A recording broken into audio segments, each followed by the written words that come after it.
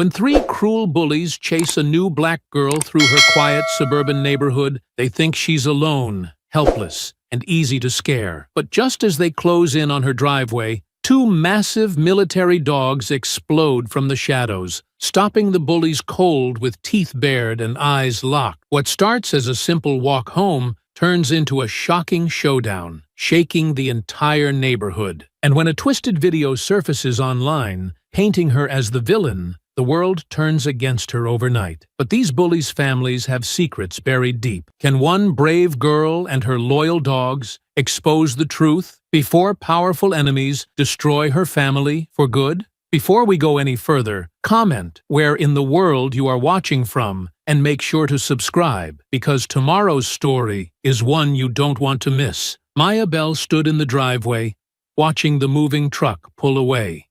The late August heat pressed down on her like a heavy blanket, making her cotton t-shirt stick to her back.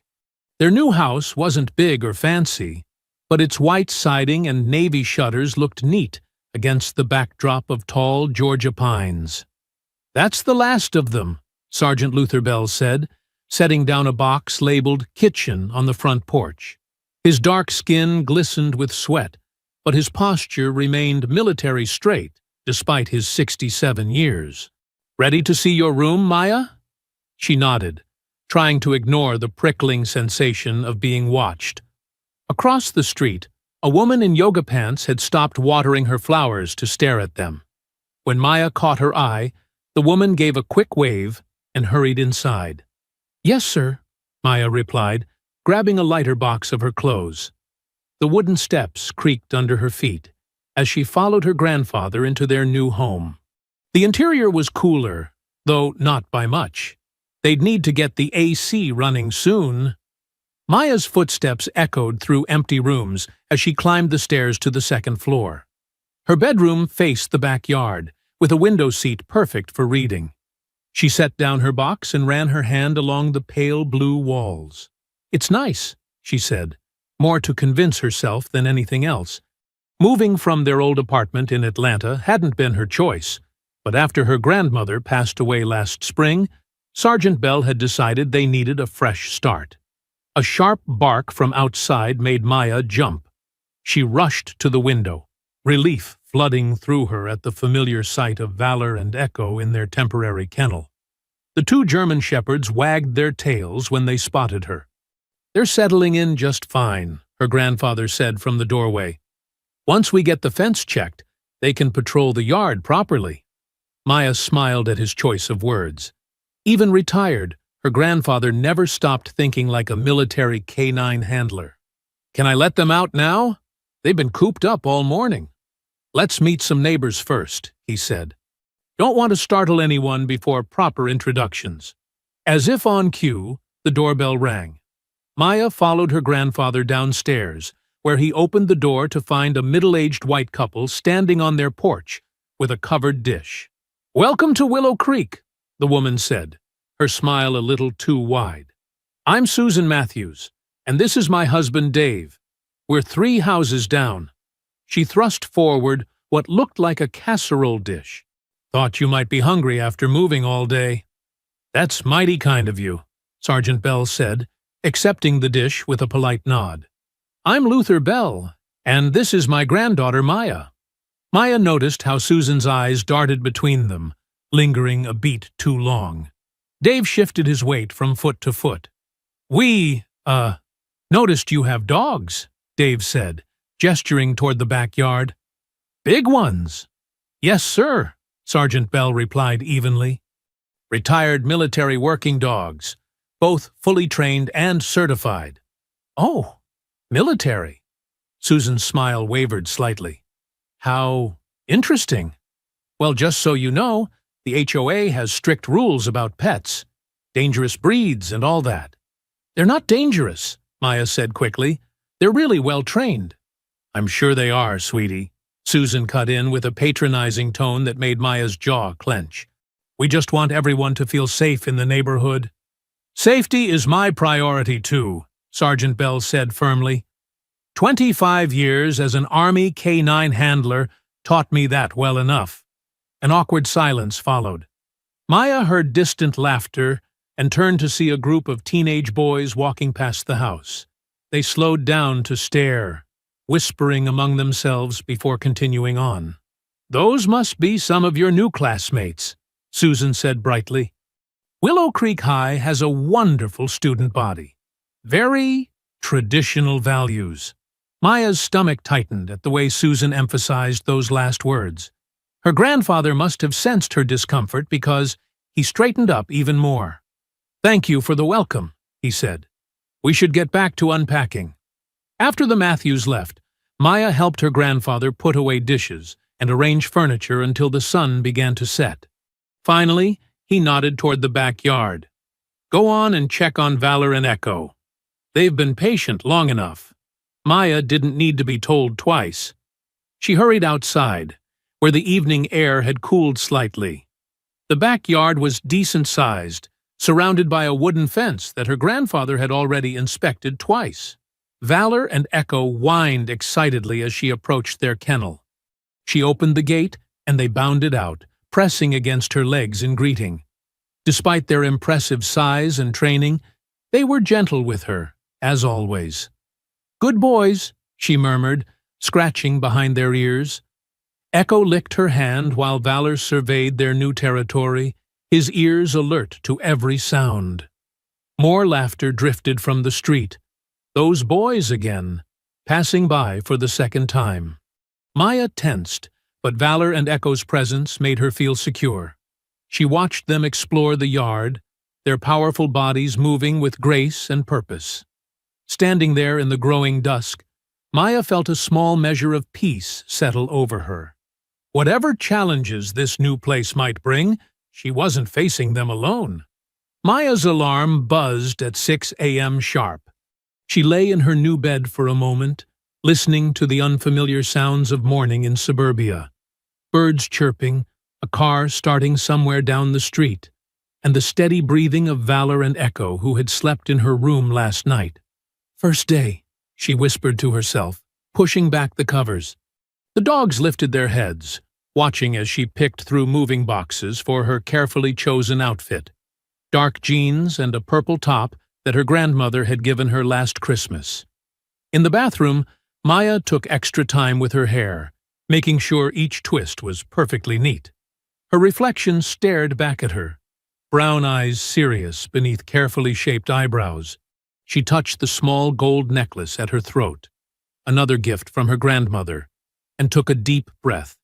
Downstairs, she found Sergeant Bell already in the kitchen, dressed in his usual pressed khakis and polo shirt. The smell of eggs and toast filled the air. "Morning, baby girl," he said, sliding a plate in front of her as she sat down. "Ready for your first day?" Maya poked at her eggs with her fork. "I guess so." Her grandfather sat across from her, his own plate untouched. "Maya, look at me." She met his steady gaze. Even after retiring, he carried himself with the same quiet authority he'd had in uniform. "You're stronger than you know," he said. "Your grandmother saw it, and I see it too. Don't let anyone make you doubt yourself." Maya nodded, throat tight at the mention of her grandmother. "And remember," he continued, "Valor and Echo are here if you ever feel unsafe. I've already spoken with the school. They know about our situation, and you have permission to call me immediately if anything happens." "Yes, sir," Maya said, managing a small smile. "But I don't think I'll need to. It's just school, right?" Her grandfather's expression remained serious. "Sometimes the quietest places hide the most danger. Keep your eyes open and your head high." After breakfast, Maya grabbed her backpack and gave each dog a quick pat goodbye. They whined softly, as if sensing her nervousness. The walk to the bus stop took exactly 7 minutes. Maya had timed it yesterday. She stood alone at the corner, watching other students gather in small groups further down the street. No one approached her. On the bus, she found an empty seat near the middle. As more students got on, she noticed how they filled in around her, leaving the seats beside and behind her conspicuously empty. Whispers and glances followed her like shadows. Willow Creek High School was a sprawling brick building with white columns out front, trying hard to look like something from an old movie. Maya joined the stream of students flowing through the main entrance, clutching her schedule tight. Her first class was English. She arrived early, choosing a seat near the window. As other students filed in, the whispers grew more obvious. "Did you see who moved in on Oak Ridge? I heard they have attack dogs. My mom says the property values are going to drop." Maya kept her eyes on her notebook, drawing small spirals in the margin. The teacher, Mrs. Harrison, was a thin woman with graying hair who barely looked up as she took attendance. The morning passed in a blur of new faces and poorly hidden stares. By lunch period, Maya's shoulders ached from the tension of holding herself straight and proud, like her grandfather had taught her. The cafeteria was a sea of circular tables, most already claimed by clearly established groups. Maya found an empty spot at the end of a table near the wall. She unpacked her lunch, another thing her grandfather had insisted on, not wanting her to have to stand in line the first day. That's when she heard them. "Well, look who it is." The voice was loud enough to carry. Maya looked up to see 3 white boys approaching her table. The one in front was tall and athletic-looking, wearing a football jersey. He had the kind of smile that wasn't really a smile at all. "I'm Chad," he announced, stopping right in front of her table. "Chad Thompson. And these are my friends Kyle and Derek." He gestured to the other 2, one stocky with a crew cut, the other lanky with a permanent sneer. Maya said nothing, focusing on her sandwich. "That's some interesting hair you've got there," Chad continued, his voice carrying across the now quieting cafeteria. "Must take a lot of work to get it to do." "Whatever that is." Kyle, the stocky one, snickered. "Yeah. What do you call that style, anyway?" "Probably doesn't wash it," Derek added, pulling out his phone. "Hey, maybe we should document this for the school paper. New students' unique fashion choices." Maya felt her cheeks burn as she heard the click of Derek's camera. Around them, other students were turning to watch, some giggling, others just staring. "And that complexion," Chad went on, leaning closer. "Must be hard to find makeup that matches, huh? Do they even make your shade at the mall?" Maya's hands trembled slightly as she packed up her barely touched lunch. Her grandmother's voice echoed in her head. "Don't let them see you cry, baby. That's what they want." She stood up slowly, keeping her face carefully blank, despite the hot tears threatening behind her eyes. The cafeteria had grown almost silent, watching the scene unfold. Not a single person spoke up or moved to help. The afternoon sun cast long shadows across the sidewalks of Willow Creek as Maya walked home from the bus stop. The air was thick with late summer heat, making her backpack feel heavier with each step. After the incident in the cafeteria, she'd spent the rest of the school day trying to make herself invisible, keeping her head down and speaking only when called on by teachers. The suburban streets were quiet at this hour. Most people were still at work, their perfectly manicured lawns empty and still. Maya counted the houses as she passed them, a habit she'd developed to keep her mind occupied. 12 houses until home. 11. 10. A loud engine roar shattered the peace, making her jump. Maya's heart began to race as she recognized the sound. A pickup truck, the same one she'd seen Chad Thompson climbing into after school. The engine revved again, closer this time, the sound echoing off the rows of identical houses. Maya kept walking, forcing herself not to run. Running would only encourage them. Her grandfather's military training had taught her that much. Never show fear to those who want to intimidate you. The truck appeared behind her, moving at a crawl. Maya could hear male voices laughing, then the squeal of tires as they gunned the engine again. She flinched despite herself. "Hey!" Chad's voice called out. "New girl! Don't you want a ride?" Maya kept her eyes forward. 8 houses to go. 7. "Come on," Kyle's voice joined in. "We just want to be friendly." The truck crept alongside her now.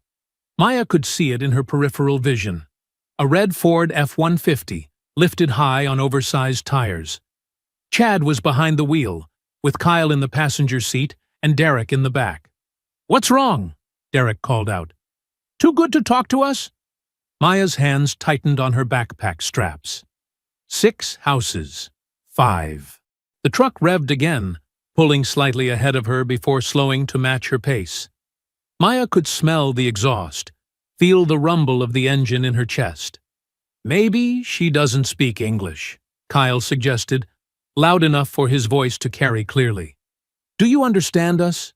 Should we speak slower?" 4 houses. 3. Chad gunned the engine again, making the truck lurch forward before braking hard. Maya stumbled slightly, her heart pounding. She could see her house now, the familiar shape of it offering both relief and new anxiety. She didn't want them to know where she lived. "Look at her run away," Derek taunted, "just like her kind always does." 2 houses. The truck surged forward once more, tires squealing against asphalt.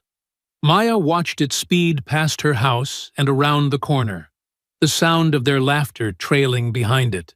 She stood at the end of her driveway for a moment, trying to steady her breathing. Her hands were shaking as she pulled out her house key. The front door opened before she reached it. Sergeant Bell stood in the doorway, his expression concerned. Valor and Echo flanked him, their ears perked forward, attentively. "Maya?" he called out. "Everything all right?" She climbed the porch steps, fighting to keep her voice steady. "I'm fine, Grandpa." But Luther Bell hadn't survived 3 tours overseas without learning to read people. He placed a gentle hand on her shoulder as she reached the door. "No, you're not. Come inside and tell me what happened." In the kitchen, Maya sat at the table while her grandfather poured her a glass of water. The dogs settled at her feet, their warm presence comforting. "There were some boys," she finally said, staring at the glass. "In a truck. They followed me home." Luther's face hardened, but his voice remained calm. "The same ones from school?" Maya nodded, then told him about the cafeteria incident. With each word, she could see the military bearing in her grandfather's posture becoming more pronounced. "Listen to me," he said when she finished. "You are safe here.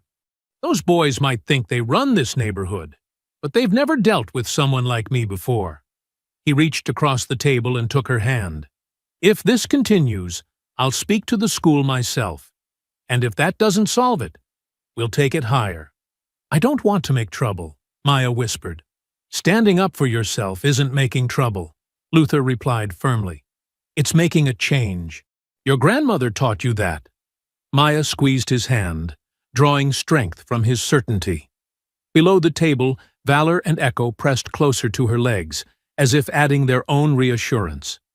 Maya arrived early at school the next morning, hoping to avoid any confrontations in the crowded hallways. The building was quiet, with only a few students shuffling through the corridors. She made her way to her locker, rehearsing her grandfather's words in her head. "Standing up for yourself isn't making trouble." The words died in her throat when she saw her locker. Someone had written, "Go home," across it in thick black marker. The letters were crude and angry, slashing across the beige metal. Maya's hands trembled as she tried her combination, getting it wrong twice before the lock finally clicked open. Inside, everything looked untouched, but she checked her books anyway. The familiar weight of her textbooks provided little comfort today. She grabbed what she needed for her morning classes, trying to ignore the whispers that had started behind her. "Did you see what someone did?" "Serves her right." "Shh, she'll hear you." Maya slammed her locker shut harder than necessary, the bang echoing through the hallway. A few students jumped, then quickly looked away when she turned around. Their faces showed a mix of guilt and something else. Satisfaction, maybe, like they were glad someone had put her in her place. First period was English, usually her favorite subject. Today, though, she couldn't focus on the discussion of To Kill a Mockingbird. The irony wasn't lost on her, as the teacher led a sanitized conversation about racism in the 1930s, while half the class kept shooting glances at Maya, the only black student in the room.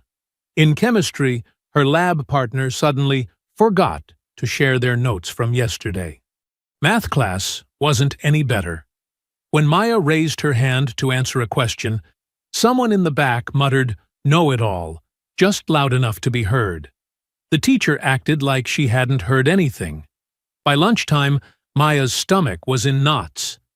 The cafeteria buzzed with the usual chaos of hundreds of teenagers, but she felt like every eye was on her as she walked to an empty table in the corner. She unpacked her lunch. Her grandfather had made her favorite sandwich, but she couldn't bring herself to eat more than a few bites. Two girls from her English class walked past, giggling behind their hands. "I heard she sicked her dogs on some kids yesterday," one whispered, not bothering to keep her voice down. "They're like attack dogs or something." "My mom says those kinds of dogs shouldn't be allowed in nice neighborhoods," the other replied. "They're dangerous." Maya's grip tightened on her sandwich. Valor and Echo were the gentlest dogs she knew, unless they were protecting someone, just like her grandfather had trained them to do. She spent the rest of lunch picking at her food and trying to look absorbed in her phone. Messages from her old friends back in Atlanta filled the screen, asking how the new school was going. Maya couldn't bring herself to tell them the truth. The afternoon classes dragged by in a blur of sideways glances and whispered comments.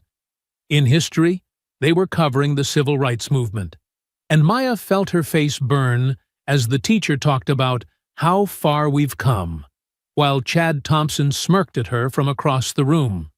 When the final bell rang, Maya took her time packing up her books. She'd learned from yesterday. Better to wait until most students had left before heading out. She stopped by her locker, noting that someone had tried to scrub off the marker, but only managed to smear it into an even uglier stain.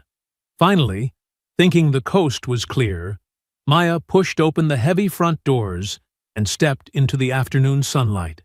Her heart sank immediately. Chad's red pickup was idling in the parking lot, Kyle and Derek lounging against the tailgate. They spotted her instantly. "Well, look who it is," Chad called out, his voice carrying across the nearly empty lot. "The dog whisperer herself." "Bet she thinks she's better than us," Kyle added, pushing off from the truck. "With her fancy trained mutts." Derek pulled out his phone, probably hoping to catch another viral moment. "Maybe we should show her what we do to people who don't know their place around here."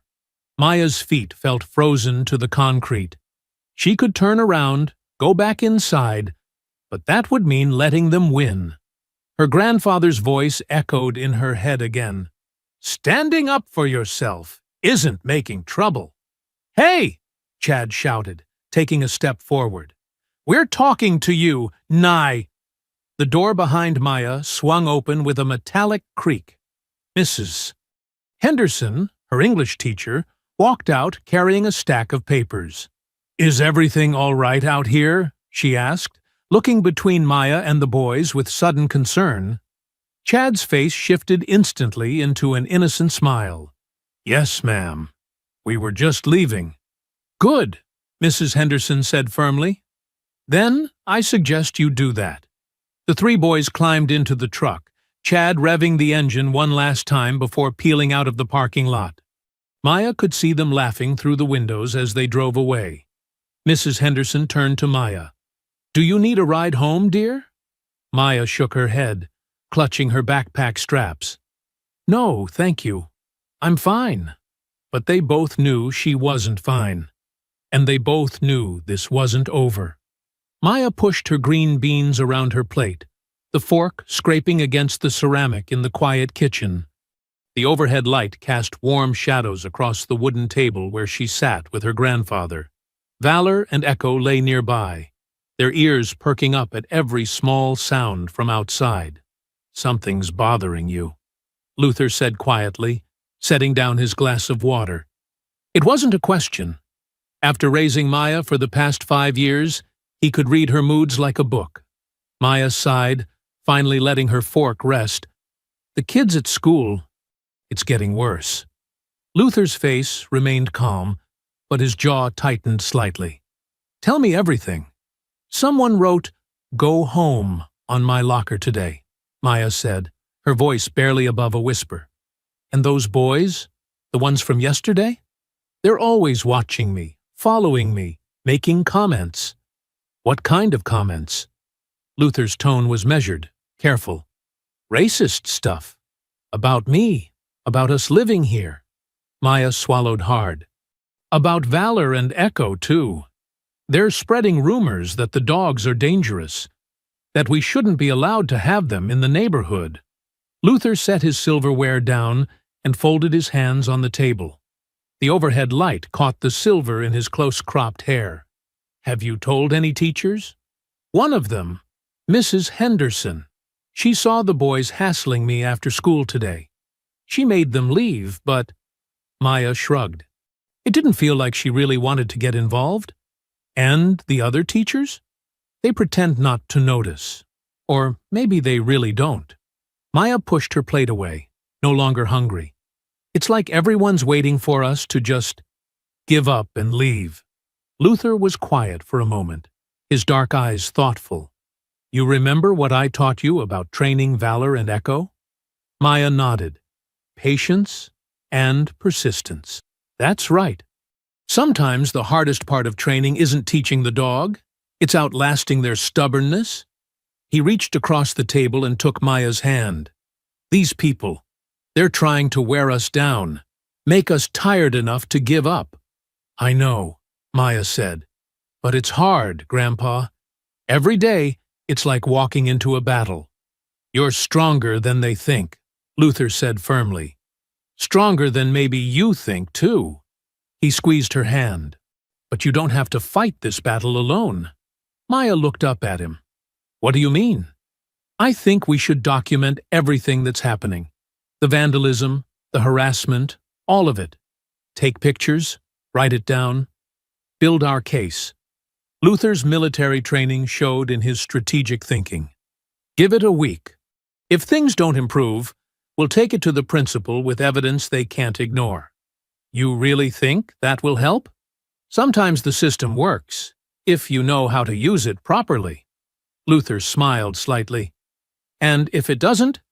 Well, we'll figure out our next move then. Maya felt some of the tension leave her shoulders. Having a plan, even a simple one, made things feel more manageable. Okay, 1 week. In the meantime, Luther added, you keep your head high. Don't let them see you're scared. But don't do anything to provoke them either. We'll handle this the right way. Maya nodded, pushing back from the table. I'm going to start on my homework. Leave your plate, Luther said. I'll clean up tonight. In her room, Maya tried to focus on her algebra problems, but her mind kept wandering.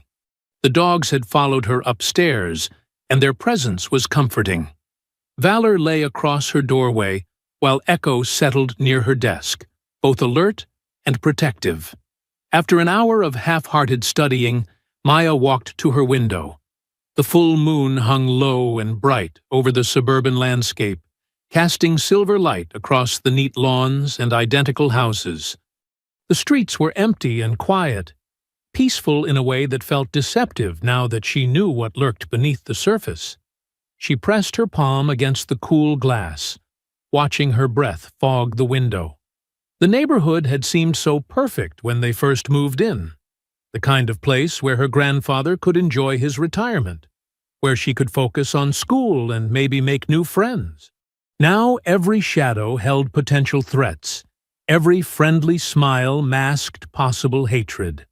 The moonlight caught the chrome trim on a car parked down the street, making it flash briefly like a signal. Maya squinted, trying to make out if it was Chad's truck, but it was too dark to tell. Valor lifted his head, sensing her unease, and came to stand beside her at the window. Maya scratched behind his ears, drawing comfort from his solid presence. "We'll be okay," she whispered, more to herself than to the dog. "We just have to be strong for a little while longer." The moon continued its arc across the sky, casting long shadows across the manicured lawns of Willow Creek.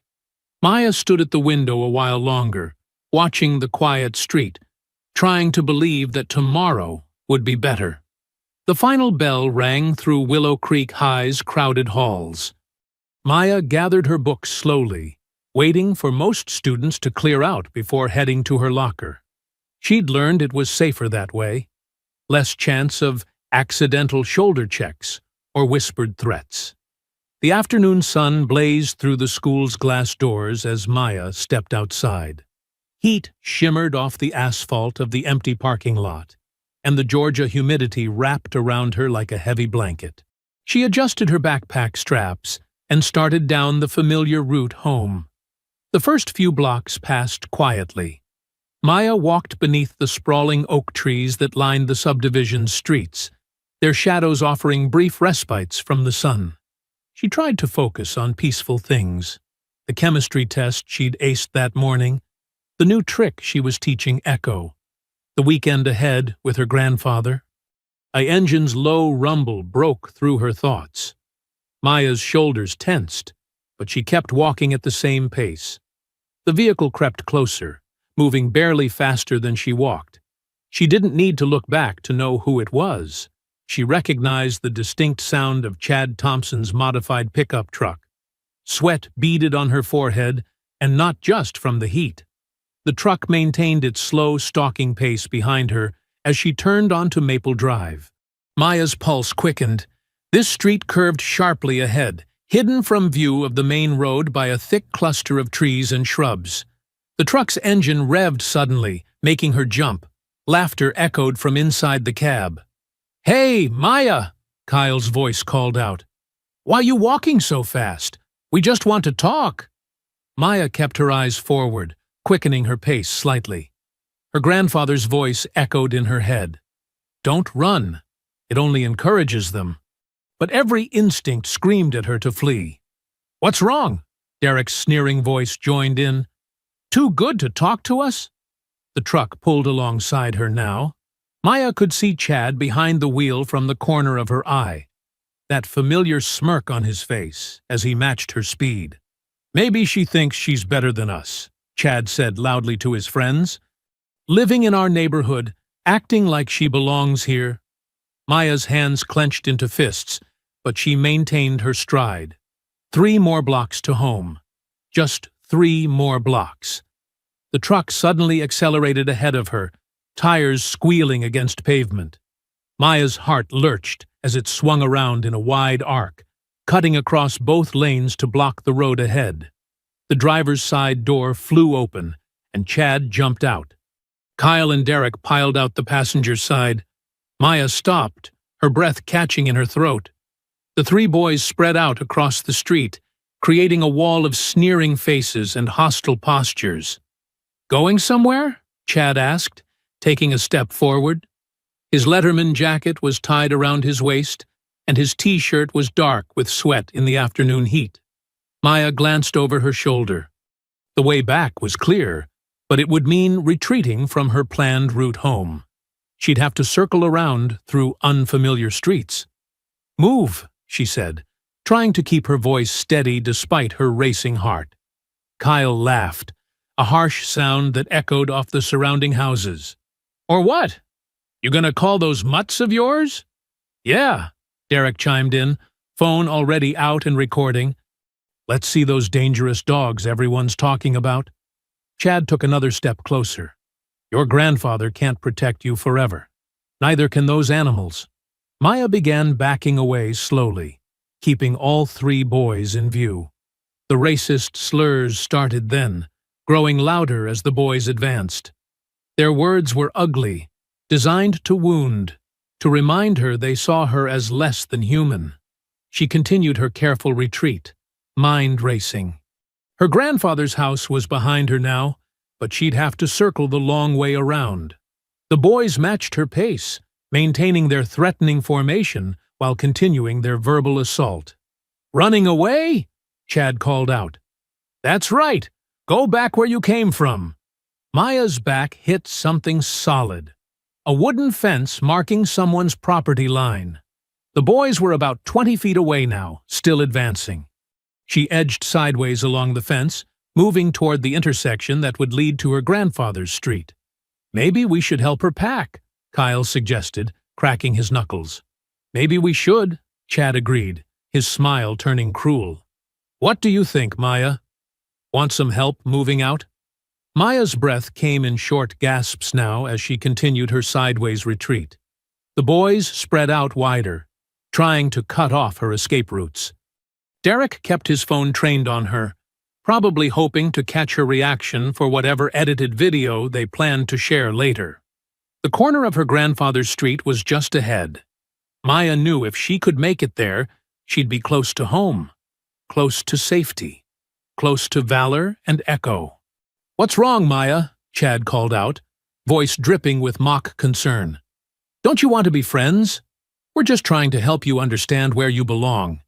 Maya backed around the corner, keeping her eyes on the advancing bullies. Her grandfather's house was just a few houses down now. She could see their front yard, the American flag her grandfather insisted on flying, the well-tended flower beds they'd planted together. The boys quickened their pace, forcing her to retreat faster. Their taunts grew louder, bolder, more vicious. They knew this part of the neighborhood well, knew there were rarely any witnesses around this time of day. Maya's heel caught on an uneven section of sidewalk. She stumbled slightly, but caught herself. The momentary show of vulnerability drew hoots of laughter from her pursuers. "Careful now," Chad called out. "Wouldn't want you to hurt yourself before you get our message." She was almost to her grandfather's yard now. Just a little further. The boys closed in, their faces twisted with cruel anticipation, forcing her to back up faster toward the familiar driveway. Maya's back hit the edge of her grandfather's lawn. The boys had her cornered now, forming a tight semicircle barely 10 feet away. Their faces were flushed with excitement and cruel anticipation. "Nowhere left to run," Chad taunted, taking another step forward. "Time to learn your lesson about—" Maya's fingers flew to her lips. A sharp, piercing whistle cut through the humid afternoon air. The response was instant. Two dark shapes exploded from behind the row of hydrangeas along the side of the house. Valor and Echo moved like living shadows, their powerful bodies launching across the grass with military precision. The dogs positioned themselves perfectly between Maya and the bullies, their stance wide and protective. Their ears were pinned back, hackles raised along their spines. Deep, thunderous growls rumbled from their chests, echoing off the surrounding houses. Chad stumbled backward, all his previous bravado evaporating. His face went pale as Echo's lips pulled back, revealing rows of gleaming white teeth. Kyle dropped his phone, the device clattering across the sidewalk as he raised his trembling hands. "Oh no," Derek whispered, voice cracking. "Oh no! Oh no!" The dogs didn't advance, but their growls grew deeper. They held their ground with the disciplined restraint of their military training, muscles coiled and ready. Valor's dark eyes tracked every tiny movement the boys made, while Echo's focused gaze never left Chad's face. Maya stood tall behind her protectors, heart still racing but chin lifted. The tables had turned so quickly. Now it was the bullies who were backing away, fear replacing their earlier cruelty. "Call them off!" Chad's voice was high and panicked. "Jesus Christ, call them off!" "They won't move unless you do," Maya said calmly, though her hands were shaking. "Back away slowly, and they'll stay right here." Kyle was already retreating, nearly tripping over his own feet. "Chad, man, let's go. Let's just go." The quiet afternoon air filled with the sounds of the dogs' continued growls and the scuffling of the boys' shoes as they backed away. Derek had gone completely white, looking like he might pass out at any moment. "What's going on out here?" The shout came from across the street. Mr. Harrison, their neighbor, burst out of his front door. He was red-faced and already pointing an accusing finger. "Someone call the police!" he yelled, his voice carrying across the entire cul-de-sac. "This girl just set her dogs on these boys." Maya's stomach dropped. "No, that's not what—" "They attacked us!" Chad found his voice again, emboldened by the adult presence. "We were just walking by, and she sicked those monsters on us." Mr. Harrison was already pulling out his phone. "I'm calling 911 right now. Those dangerous animals need to be contained." "They were chasing me," Maya protested. But Mr. Harrison was already speaking rapidly into his phone. "Yes? Emergency? There's a situation on Oak Ridge Lane. A black girl just set 2 aggressive dogs on some neighborhood kids. They look like attack dogs. We need police here immediately." Other neighbors were emerging now, drawn by the commotion.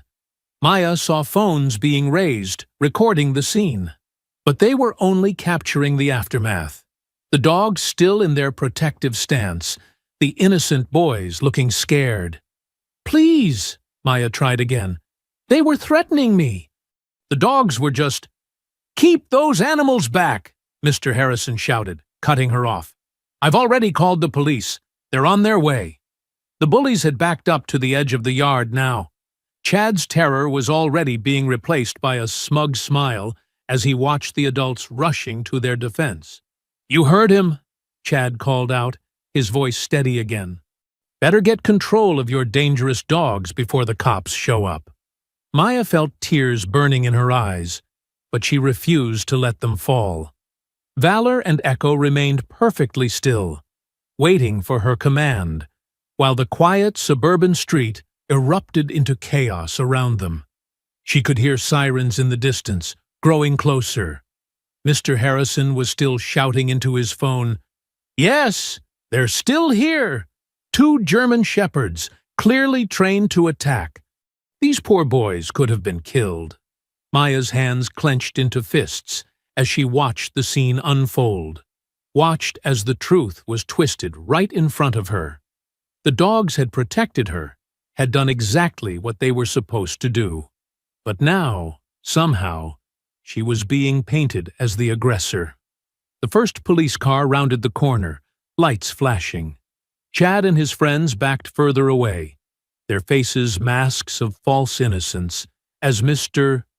Harrison waved the officers over. "Here! Over here!" he called out.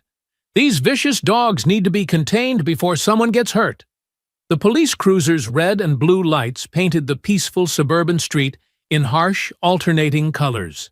2 officers stepped out, hands resting on their belts as they surveyed the scene. Maya's heart pounded as she watched them immediately turn their attention to Mr. Harrison, who was already rushing forward to meet them. "Officers, thank goodness you're here," Mr. Harrison called out, pointing toward Maya and the dogs. "Those attack dogs nearly mauled these boys." "That's not true," Maya's voice cracked with desperation. "They were chasing me. They cornered me right here on my own lawn." The taller officer, his nameplate reading Matthews, barely glanced in her direction. Instead, he focused on Chad and his friends, who had mastered looking shell-shocked and innocent. "You boys okay?" Officer Matthews asked, his tone gentle and concerned. "We were just walking by," Chad said, his voice trembling perfectly. "And she whistled, and these huge dogs came charging at us." The second officer, Peterson, turned toward Maya's house. "Who owns these animals?" "I do." Luther's deep voice carried across the lawn as he emerged from the front door, his movements measured and calm despite the chaos. "I'm Sergeant Luther Bell, retired Army K-9 handler. These are my trained service dogs." "Sir, you need to get those dogs under control immediately," Officer Peterson demanded, his hand shifting to rest on his weapon. Luther's jaw tightened, but he kept his voice steady. "Valor, Echo, heel." The dogs immediately responded, moving to sit at attention by his side, though their eyes remained fixed on the bullies. "Grandpa, please tell them," Maya pleaded. "Those boys were following me, threatening me. The dogs were protecting me." "Sir, we're going to need you to leash those animals," Officer Matthews cut in, completely ignoring Maya's words. "Animal control is already en route." Luther reached slowly into his pocket and pulled out 2 leashes. "Officers, these dogs are highly trained military animals. They responded exactly as they're supposed to when they detected a threat to my granddaughter. If you'll just listen. The only threat here was those dogs attacking innocent kids," Mr. Harrison interrupted. More neighbors had gathered now, forming a loose circle around the scene. Many had their phones out, recording everything. "We need to see registration records for both animals," Officer Peterson demanded. "Of course," Luther replied calmly. "They're inside. But first, I think we need to hear what actually happened here." "Maya." The sound of another vehicle approaching cut him off. A white van with "Animal Control" emblazoned on the side pulled up to the curb. "No," Maya whispered, her voice breaking. "No, please, they didn't do anything wrong." A uniformed animal control officer stepped out, already pulling out catch poles. "We got a report of aggressive dogs attacking minors?" "These dogs didn't attack anyone," Maya shouted, tears finally spilling down her cheeks. "They saved me. Why won't anyone listen?" But the officers were already moving forward, directing Luther to hand over the leashes. Maya watched in horror as Valor and Echo were led toward the van, their proud heads held high even now. "You can't take them," Maya screamed, starting forward. Luther caught her arm, holding her back gently but firmly. "Please, they're trained military dogs. They were protecting me." "Maya," Luther said softly, his own voice tight with controlled anger. "We'll sort this out. I promise. Sir, we need to impound these animals for public safety evaluation," the animal control officer stated flatly. "You can retrieve them after a formal hearing." Chad and his friends stood at the edge of the gathering crowd, barely concealing their smirks as they watched the dogs being loaded into the van. Kyle had retrieved his phone and was filming everything. "Officers, please," Luther tried one more time, his military bearing evident in his straight spine and steady gaze. "I have all their documentation. These dogs have years of service records. They're highly trained and responded to a legitimate threat to my granddaughter. If you'll just—" "Sir, this is non-negotiable," Officer Matthews cut him off. "The animals need to be evaluated after an incident like this. You can present your documentation at the hearing." Maya buried her face in her grandfather's side, sobbing as she heard the van's doors slam shut. Through her tears, she could see neighbors shaking their heads, whispering among themselves. Mr. Harrison stood with his arms crossed, nodding in satisfaction. "You'll be hearing from the Homeowners Association about this," Mr. Harrison called out. "Dangerous animals like that have no place in our neighborhood." The animal control van pulled away, carrying Valor and Echo with it. Maya felt like her heart was being torn out as she watched them disappear around the corner. Her protectors, her friends, taken away while the real threats stood free, surrounded by sympathetic adults who refused to hear the truth. The police officers were already turning away, speaking in low voices with Chad and his friends, asking if they wanted to press charges. The crowd of neighbors began to disperse, many still filming with their phones, their whispers carrying across the quiet street. Maya looked up at her grandfather through tear-filled eyes. Luther's face was set in stone, but she could see the muscle working in his jaw, could feel the tension in his body as he held her close. They stood alone in their front yard, watching as their peaceful suburban dream crumbled around them, replaced by the harsh reality of what they were truly up against. Maya sat at the kitchen table, her hands wrapped around a mug of untouched hot chocolate that had long since gone cold. The house felt empty without the click of dog nails on the hardwood floors, without Valor's watchful presence or Echo's gentle head resting on her knee. Luther paced the kitchen, his phone pressed to his ear, his normally calm voice edged with frustration. "Ma'am, these are trained military service animals with complete documentation. They responded exactly as they were trained to do when—" He stopped, listening, his free hand clenching into a fist. "No, you're not understanding. They were protecting my granddaughter from—" Maya could hear the tinny sound of the woman on the other end, cutting him off again. She watched her grandfather close his eyes, taking a deep breath. "Yes, I understand protocol, but—" Another pause. "Monday. That's 4 days from now. These dogs have special dietary needs and training requirements. They can't just sit in your facility for—" He stopped again, jaw working. "Fine. Yes. I'll bring the documentation Monday morning." He ended the call and set the phone down carefully on the counter, though Maya could tell he wanted to throw it. "They won't listen?" she asked softly, already knowing the answer. "They're following procedure," Luther replied, spitting the words out like they tasted bad. "Won't release the dogs until after a formal hearing. Won't even let me see them until Monday." Maya's phone buzzed on the table. She'd been ignoring the notifications for the past hour, but something made her look this time. Her stomach dropped. "Grandpa," she whispered, turning the phone so he could see. "Look."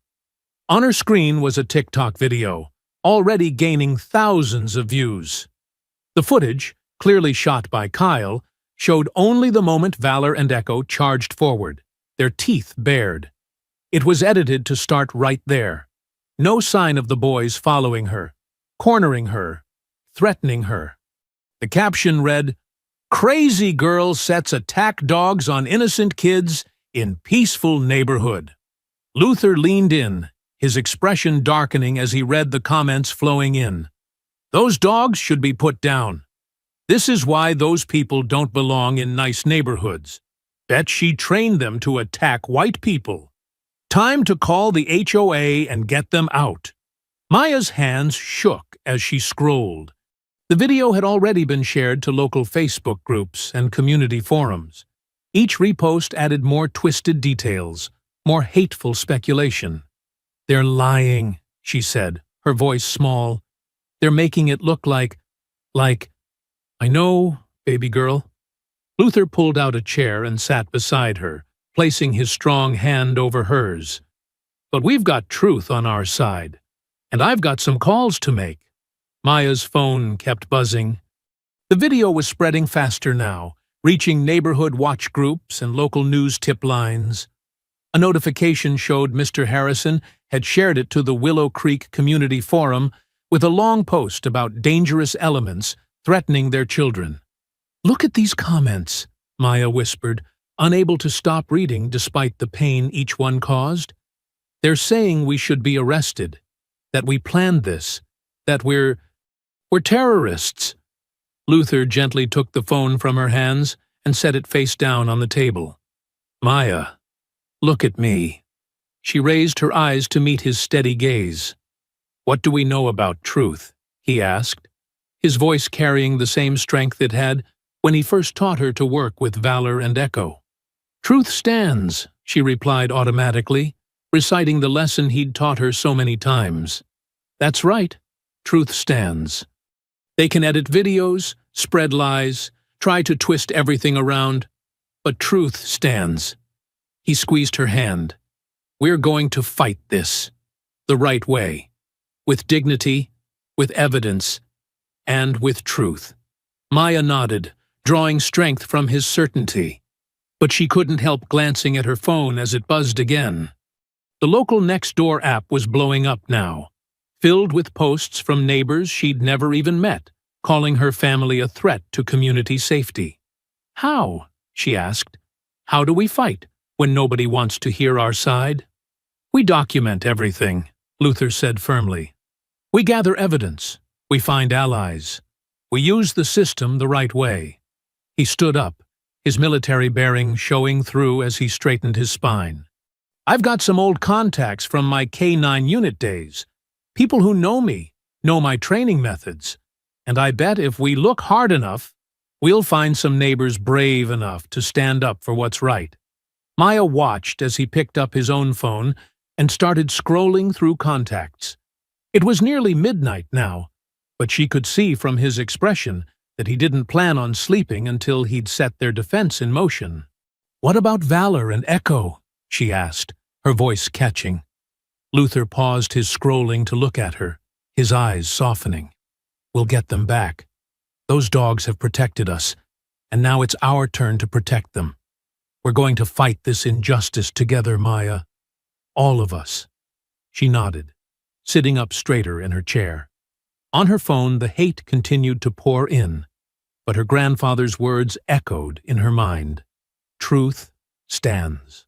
Maya's steps echoed through the empty hallway as she arrived early, hoping to avoid the crowds. Her shoulders were tight, braced for whatever the day might bring. The fluorescent lights buzzed overhead as she approached her locker, only to stop short. Someone had taped printed copies of the viral video screenshots all over it. Below them, in thick black marker, "Dog girl attacks innocent kids." Her hands trembled as she tore down the papers, crumpling them into balls.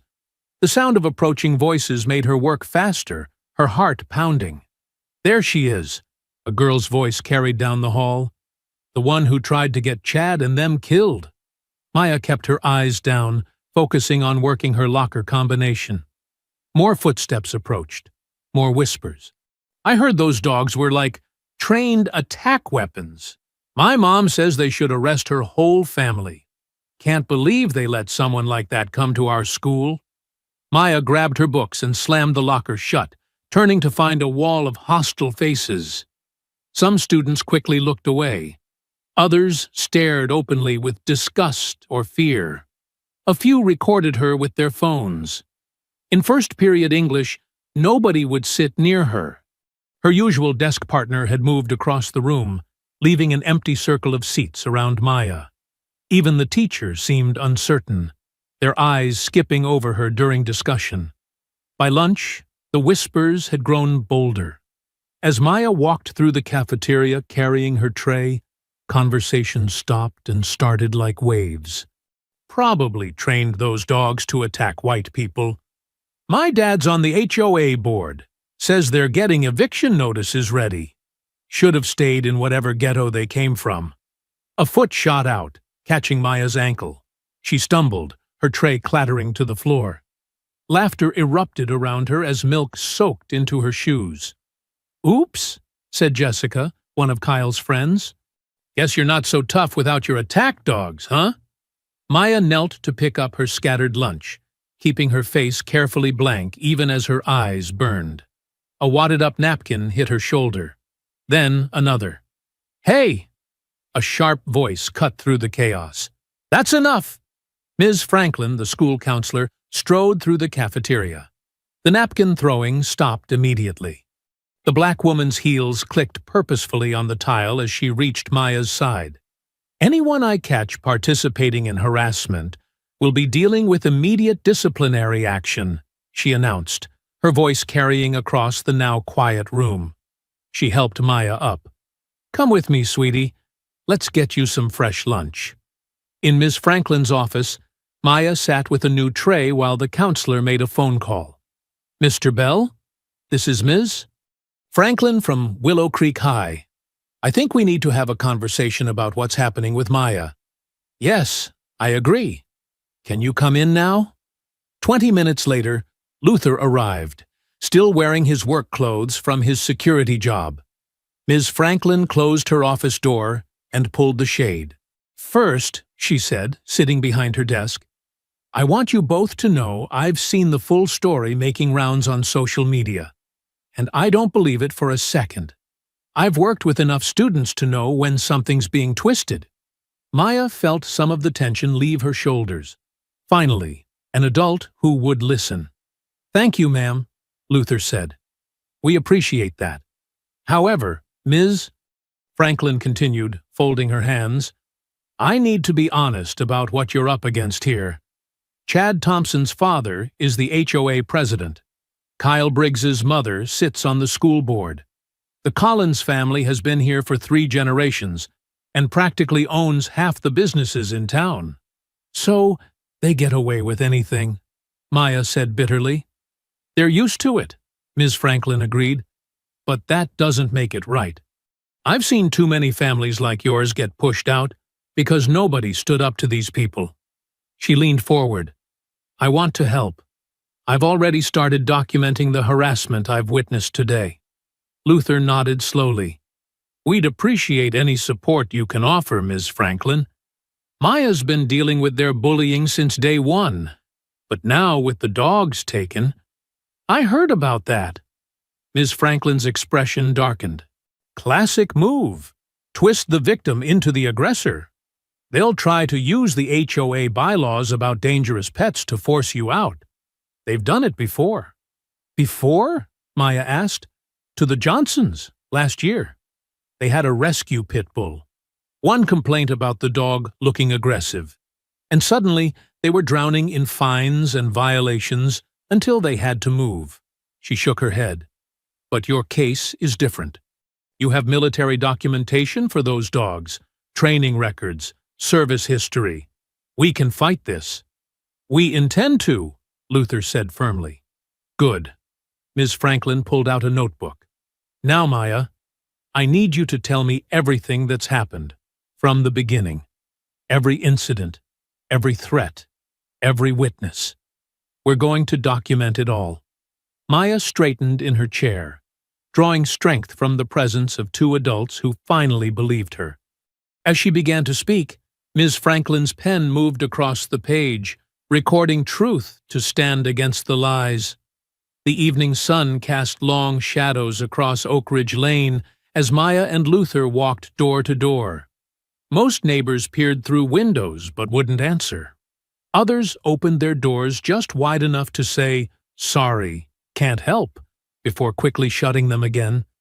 This is useless, Maya muttered after their 10th rejection. Her feet ached, and the weight of the day's harassment sat heavy on her shoulders. Don't lose heart, Luther said, his voice gentle but firm. Truth has a way of coming out. He checked his notepad. Mrs. Patel is next. She's usually home around this time. They approached a neat 2-story house with carefully tended flower beds. Wind chimes tinkled softly on the porch. Maya remembered seeing Mrs. Patel tending her garden when they first moved in, offering a friendly wave. Luther pressed the doorbell. Through the decorative glass panels, they saw movement inside. After a long pause, the door opened partially, secured by a chain. Yes? Mrs. Patel's dark eyes darted between them nervously. Good evening, ma'am, Luther said, keeping his voice low and respectful. I apologize for disturbing you. We're trying to gather evidence about what happened with my granddaughter yesterday afternoon. Mrs. Patel glanced up and down the street. I saw something on the community Facebook page. That video doesn't show the whole truth, Maya said, trying to keep the frustration from her voice. Those boys were chasing me. They had me cornered. Mrs. Patel's expression softened as she looked at Maya. I know, she said quietly. I saw it happen. Maya's heart jumped. You did? The woman nodded, then unlatched the chain.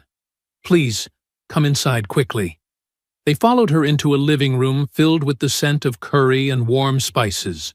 Family photos lined the walls, children in graduation robes, wedding celebrations, multi-generational gatherings. Sit, sit, Mrs. Patel gestured to the couch. She perched on an armchair, hands clasped tightly in her lap. I've been feeling terrible about not speaking up yesterday when the police came, but my husband, he was worried about making trouble. We know how things work here. We understand, Luther assured her. Many people are afraid to challenge the status quo. But this isn't right, Mrs. Patel said firmly. Those boys, I've seen how they treat people who are different. Last year, they bullied my nephew when he visited from Mumbai. Called him terrible names. She stood suddenly. Wait here. She hurried to a small table near the front door and picked up a tablet. Her fingers moved quickly across the screen. I have one of those video doorbells. It records everything that happens in front of my house. She sat between them on the couch. Look. The footage showed Maya walking past Mrs. Patel's house, head down, moving quickly. Moments later, the three boys appeared, following her, their postures aggressive. The camera's microphone picked up their taunts clearly. Hey, dog girl, where you running to? This ain't your neighborhood. Maybe we should teach her a lesson. Maya flinched at their voices. Luther's jaw tightened. The video continued, showing Maya backing away as they advanced, cornering her against the edge of her yard. Only then did the dogs appear, responding to her whistle. This proves they were the aggressors, Luther said. May we have a copy of this footage? Mrs. Patel nodded, but her hands trembled slightly as she worked to export the video. You won't tell them it came from me? The Thompsons are very influential in the HOA, and my husband's business depends on local contracts. Your name won't be mentioned, Luther promised. We'll protect you like you're protecting Maya. Mrs. Patel emailed the video file to Luther's phone. I'm sorry I can't do more. When we first moved here 10 years ago, we faced similar problems. Not as bad, but we learned to keep quiet, to blend in. She looked at Maya. Sometimes I'm ashamed of that choice. You're helping now, Maya said softly. That means a lot. They thanked Mrs. Patel and left through the back door at her request, cutting through her garden to reach their own yard. Once inside their kitchen, Luther immediately forwarded the video to two contacts. Ms. Franklin will know how to use this through proper channels at school, he explained as he typed. And Pastor Grant has been leading anti-racism efforts in this county for 20 years. He'll know how to bring this to light without putting Mrs. Patel at risk. Maya watched the last rays of sunlight fade outside their window. The yard felt empty without Valor and Echo patrolling it. But for the first time since the incident, she felt something like hope stirring in her chest. They had proof now. Real proof. The Willow Creek Community Clubhouse buzzed with angry voices as Maya and Luther walked through its double doors. Every head turned to stare. The room was packed, with people standing along the walls and clustering near the refreshment table. Maya's stomach tightened at the hostile glares. Luther placed a steady hand on her shoulder, guiding her to two empty seats near the back. He carried his laptop bag, holding it close. The projector screen was already pulled down at the front of the room, ready for the HOA's usual slideshow of violations and complaints. Just remember, Luther whispered, we have the truth on our side. Roger Thompson stood at the podium, his expensive suit and carefully styled hair projecting authority. Chad sat in the front row between Kyle and Derek, all three boys wearing identical smirks. Their parents flanked them, faces set in expressions of righteous anger. I call this emergency meeting to order, Roger announced, his voice carrying effortlessly through the room. We're here to address a serious safety concern in our community. He clicked through several slides showing Valor and Echo, freeze-framed from Chad's edited video to look as menacing as possible. Gasps and murmurs rippled through the crowd. These dangerous animals were brought into our peaceful neighborhood without proper disclosure, Roger continued. Last week, they were unleashed on 3 of our children. That's not true, Maya said, her voice shaking but clear. Roger's eyes narrowed. Young lady, you'll have your turn to speak. As I was saying, these dogs represent a clear violation of our HOA bylaws regarding dangerous breeds and aggressive animals. He gestured to a stack of papers. I have here multiple witness statements describing the attack. We'll be voting tonight on whether to classify these animals as dangerous, requiring their permanent removal from our community. Maya felt tears burning behind her eyes. Luther squeezed her hand. Furthermore, Roger went on, we'll be discussing appropriate fines for this violation as well as the possibility of eviction proceedings if the situation isn't rectified immediately. Murmurs of approval rippled through the crowd. Chad turned in his seat to smirk at Maya. Now, before we move to a vote, does anyone wish to speak on this matter? Roger's tone made it clear he expected no opposition. Luther stood slowly, his military bearing evident in his straight spine and steady gaze. I do. Roger's lip curled slightly. Mr. Bell, while we appreciate your perspective, the video evidence is quite clear. Is it? Luther moved toward the front of the room, laptop in hand. Because I have some evidence of my own to share. We've all seen the video, Roger said dismissively. There's no need. Not this video, Luther interrupted, his voice firm. He reached the podium and opened his laptop. This is unedited security footage from yesterday afternoon, showing exactly what happened before the dogs appeared. Roger's face tightened. This meeting agenda has already been set. According to HOA bylaws, Section 7.3, Luther said calmly, any resident has the right to present relevant evidence at emergency meetings. He looked Roger in the eye. You wouldn't want to violate the bylaws, would you, Mr. Thompson? A few people chuckled nervously. Roger's jaw clenched, but he stepped aside. Luther connected his laptop to the projector. The room darkened, and the footage began to play. Maya watched the color drain from Chad's face as the video showed him and his friends following her down the street. Their cruel taunts echoed through the clubhouse speakers, making several people shift uncomfortably in their seats. This ain't your neighborhood. Maybe we should teach her a lesson. The footage continued, crystal clear, as the boys cornered Maya against her yard. Only then did Valor and Echo appear, responding to her whistle of distress. Complete silence fell over the room. Maya could hear her own heart pounding as the video ended. Mrs. Thompson had her hand pressed to her mouth. Kyle's mother was staring at her son in horror. Derek's father looked like he might be sick. Luther's voice cut through the silence. The dogs did exactly what they were trained to do: protect someone in danger. They never attacked. They simply stood their ground until the threat retreated. He turned to face the crowd. Now, shall we discuss who the real dangerous elements in this neighborhood are? Roger Thompson stood frozen at the podium, his carefully constructed narrative crumbling before his eyes. For the first time since Maya had seen him, he had nothing to say. The silence stretched on, heavy with shock and shame, as the truth played over and over on the screen behind them. The silence shattered as Pastor Grant rose from his seat near the middle of the room. His commanding presence drew every eye as he moved deliberately toward the front. Brothers and sisters, he began, his deep voice resonating through the clubhouse, what we've witnessed here tonight isn't just about dogs or HOA violations.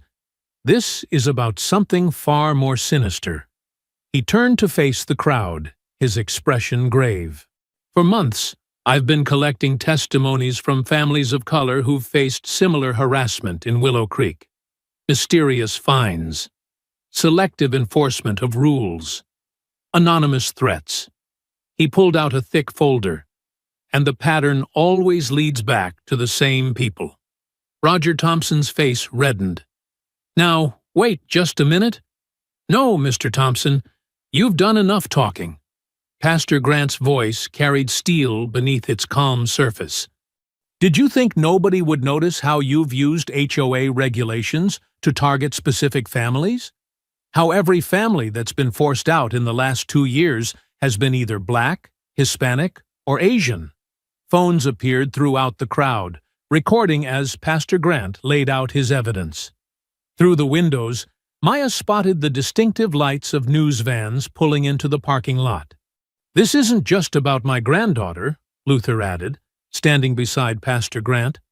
It's about every family that's been driven away by your abuse of power.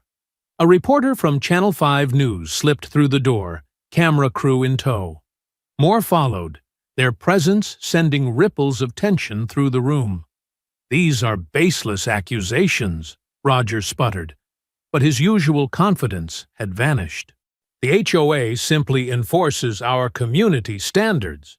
Like the standard that got the Martinez family fined for their grandmother's medical equipment in the driveway," Pastor Grant countered.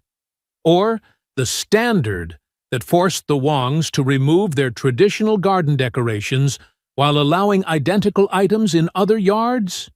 The cameras swung between Roger and Pastor Grant as more people stood up, finding their voices. "They fined us 3 times for our Christmas lights," Mrs. Patel called out from her seat. "But our white neighbors had the exact same setup. They threatened to put a lien on our house over supposed noise violations," another resident added. "But when the Thompsons throw late-night parties, nothing happens." Chad and his friends had lost their smirks, shrinking in their seats as the truth spilled out. Kyle's mother grabbed his arm, whispering furiously in his ear. 2 police officers appeared in the doorway, their presence sending a visible shiver through Roger Thompson and the other fathers. Maya recognized them, different officers from the ones who'd taken Valor and Echo. "Mr. Thompson," one officer called out, "we'd like to ask you some questions about a pattern of reported harassment." Roger's face went from red to pale. He grabbed his briefcase, knocking over his water bottle in his haste. "This meeting is adjourned. No further comments." "Running away, Roger?" Luther asked quietly. "Just like your son ran when the dogs showed up?" Chad's father spun around, jabbing a finger at Luther. "You haven't heard the last of this, Bell. You'll what?" Pastor Grant interrupted. "File more false complaints? Manufacture more violations?" "The whole world is watching now." The news cameras captured everything as Roger Thompson, face contorted with impotent rage, stormed toward the exit. Kyle's father and Derek's father hurried after him, pulling their sons along.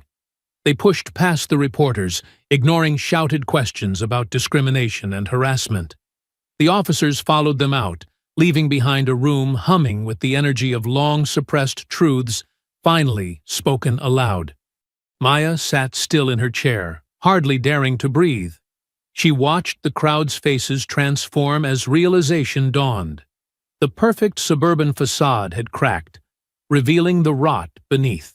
Some looked ashamed, others relieved, but none could pretend anymore that Willow Creek's problems started or ended with her dogs. Reporters swarmed around Pastor Grant and Luther, microphones extended. Through the windows, Maya could see more police cars pulling into the parking lot where Roger Thompson and the others huddled, gesturing angrily as officers approached them with notebooks open. The mighty HOA president didn't look so powerful now, his authority crumbling like a sand castle at high tide. His carefully constructed world of selective rules and quiet threats was washing away in front of everyone's eyes. Mrs. Thompson hurried out after her husband, her heels clicking rapidly across the floor.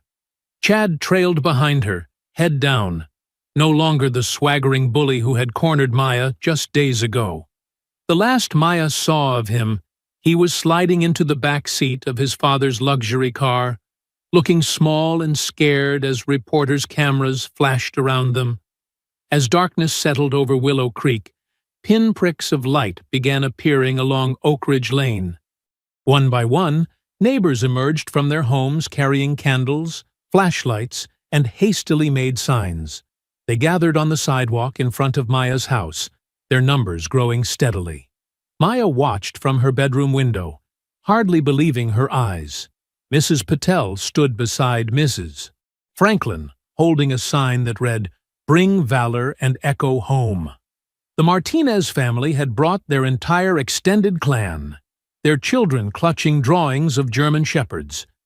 Even Mr. Harrison, who had called the police days earlier, stood awkwardly at the edge of the crowd, his wife nudging him forward. "Maya," Luther called softly from her doorway, "come see this." They stepped out onto their front porch together. The crowd fell quiet, then erupted in supportive cheers. Pastor Grant stood at the center, megaphone in hand. "Tonight," he announced, his voice carrying across the gathered faces, "we stand together to say no more. No more harassment, no more discrimination, no more silence in the face of injustice." Camera crews circled the edges of the vigil, their lights casting long shadows across the lawn. Maya recognized reporters from several local stations, their microphones extended toward different speakers in the crowd. "I was afraid to speak up before," Mrs. Patel said into one microphone, her voice trembling but determined. "We all were. But seeing what happened to Maya and her dogs, enough is enough." Luther squeezed Maya's shoulder as more neighbors stepped forward to share their stories. Years of quiet intimidation and selective enforcement poured out into the night air. The Martinez grandfather described how the HOA had tried to fine him for speaking Spanish to his grandchildren by the community pool. A Korean-American couple detailed their battle over unapproved cultural decorations during Lunar New Year. The crowd grew larger as more residents arrived, drawn by the lights and voices. Cars slowed as they passed, some parking to join the vigil. Maya spotted several of her classmates among the faces, including some who had laughed at Chad's jokes just days ago. Suddenly, a commotion erupted at the back of the crowd. People turned and parted as a police car's lights began flashing at the intersection. Officer Martinez, no relation to the family, jumped out, radio crackling. "We've got a report," he called out to Luther. Someone heard barking behind the Thompson house. "We're heading there now." Maya's heart leaped. "Valor?" Luther was already moving. "Stay here with Pastor Grant," he ordered, but Maya was right behind him, several neighbors following as they rushed toward the Thompsons' house 3 blocks away. More police cars converged on the cul-de-sac. Officers spread out, flashlights sweeping across the manicured lawn. Maya heard it then, a familiar whimper from behind the detached garage. "There!" she pointed, her voice cracking. 2 officers rounded the corner with their lights raised. "Oh my God!" one gasped. Valor lay on his side, tied to a post with rope cutting into his neck. Blood matted his fur where someone had beaten him, but his tail thumped weakly against the ground when he saw Maya. "You bastards!" Luther's voice boomed across the yard. Roger Thompson stood in his back door, Chad white-faced beside him. Kyle's father emerged from the shadows of the garage, dropping a bloody baseball bat. "He attacked me!" Kyle's father shouted. "The dog was vicious!" "Save it for your lawyer," Officer Martinez snapped, drawing his handcuffs. Other officers surrounded the 3 men as neighbors and news crews spilled into the yard. Maya ran to Valor, falling to her knees beside him. He licked her hand as Luther and a police officer carefully cut away the ropes. Animal cruelty, criminal conspiracy, hate crimes. An officer listed off as he cuffed Roger Thompson. Chad started crying as another officer led him toward a squad car, all his swagger gone. "Where's Echo?" Luther demanded, his voice dangerous. "The other dog's at my house," Kyle's father admitted quickly, wilting under Luther's glare. "In the basement. It was Roger's idea. He said if we got rid of the dogs, they'd have to leave." Camera flashes lit up the night as officers shoved the 3 men into separate police cars. Roger Thompson, self-appointed king of Willow Creek, slumped in the back seat as reporters shouted questions through the window. Chad caught Maya's eye just before an officer shut his door. For the first time, she saw real fear in his face. Not of dogs, but of consequences finally catching up to him. Neighbors helped Luther lift Valor carefully onto a blanket as animal control arrived to transport him to an emergency vet. Maya held his head in her lap, whispering that everything would be okay. Police sirens wailed through the quiet streets as the convoy of squad cars pulled away, carrying Willow Creek's fallen power brokers to face justice at last. The morning sun painted long shadows across Oak Ridge Lane as Maya stepped out her front door, Valor and Echo padding faithfully beside her. Both dogs moved a bit stiffly. Valor still healing from his injuries, Echo recovering from dehydration in Kyle's basement, but their tails wagged high as they breathed in the crisp autumn air. "Good morning, Maya," Mrs. Patel called from her garden. She straightened up from her flower bed, pulling off her gloves. "How are the dogs doing?" "Much better," Maya replied, managing a small smile. The emergency vet had kept Valor overnight, treating his cuts and bruises. Echo had been scared, but largely unharmed. They just need rest and regular walks. "Those monsters," Mrs. Patel muttered, shaking her head. She crossed her lawn to scratch behind the dog's ears. "I should have spoken up sooner about what I saw. I'm so sorry, dear." As they continued their walk, more neighbors emerged to greet them. The Martinez children ran out to hug the dogs, their parents following with fresh-baked treats. Even Mr. Harrison approached awkwardly, his wife nudging him forward. "I was wrong," he admitted, hands stuffed in his pockets. "What I saw that day, I made assumptions without knowing the whole story. It won't happen again." Maya nodded, not quite ready to forgive but appreciating the effort.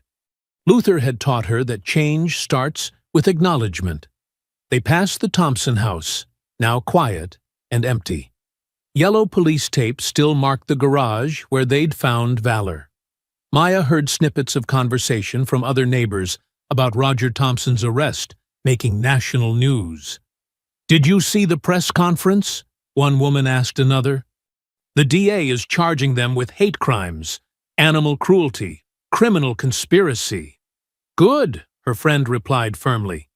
"And I heard the school board met in emergency session last night. All 3 boys are expelled, and they're investigating other complaints about racist bullying." Maya's phone buzzed with a text from Ms. Franklin. "Meeting today at 2 p.m. to discuss new anti-harassment policies. The whole administration will be there. Your voice matters." They turned onto the main loop of the subdivision, where workers were taking down the Willow Creek Estates sign. The HOA board had resigned en masse after evidence emerged of years of discriminatory enforcement. A temporary committee of diverse residents, including Luther, would oversee elections for new leadership. Pastor Grant drove past in his car, honking and waving. He'd been instrumental in organizing community support and bringing media attention to the case. Now he was working with civil rights organizations to document similar cases of harassment in other exclusive suburbs. "Maya!" called a familiar voice. She turned to see Sarah Chen, a quiet girl from her history class, jogging over. "I'm really sorry about everything. Some of us are starting a student diversity club. Would you maybe want to help?" Before Maya could answer, more classmates appeared. They clustered around the dogs, asking about their recovery and sharing their own stories of witnessing Chad's bullying but being too scared to speak up. "The whole school's different now," Sarah explained, like people finally woke up. The principal announced mandatory sensitivity training for all students and staff. They passed the community clubhouse, where a sign announced Diversity, Equity, and Inclusion Workshop, Saturday 2 a.m. All residents welcome. Another poster advertised the weekend barbecue, celebrating our whole community. Luther waited on their front porch when they circled back home. He held up his phone, showing a news alert. Local DA announces multiple felony charges in hate crime case. Roger Thompson, Kyle's father, and Derek's father are all facing serious prison time, he explained. The evidence from Mrs. Patel's camera, plus their own social media messages plotting to drive us out. It's all coming out now. Maya sat on the porch steps, both dogs laying their heads in her lap. The morning sun warmed her face as she watched neighbors walking past, waving and calling greetings. Children played freely in front yards, their laughter carrying on the breeze. The fear that had gripped the community was lifting, replaced by something new. Hope, perhaps. Or simply the relief of finally being honest. "You did this," Luther said softly, sitting beside her. "By staying strong. By not letting them break your spirit. You showed everyone what courage looks like." Maya stroked Valor's healed neck, remembering his loyalty that day on the sidewalk. Echo pressed closer, ever protective. These streets that had once felt so hostile now rang with friendly voices. Not perfect, not yet, but changing. "We did it together," she corrected, scratching both dogs' ears as they dozed in the morning light. "All of us." The weekend barbecue was already being set up in the park at the end of Oak Ridge Lane. Maya could see neighbors carrying tables, stringing lights between trees. Someone had hung a banner. "Welcome to the real Willow Creek, where everyone belongs." I hope you enjoyed that story. Please like the video and subscribe so that you do not miss out on the next one. In the meantime, I have handpicked 2 stories for you that I think you will enjoy. Have a great day.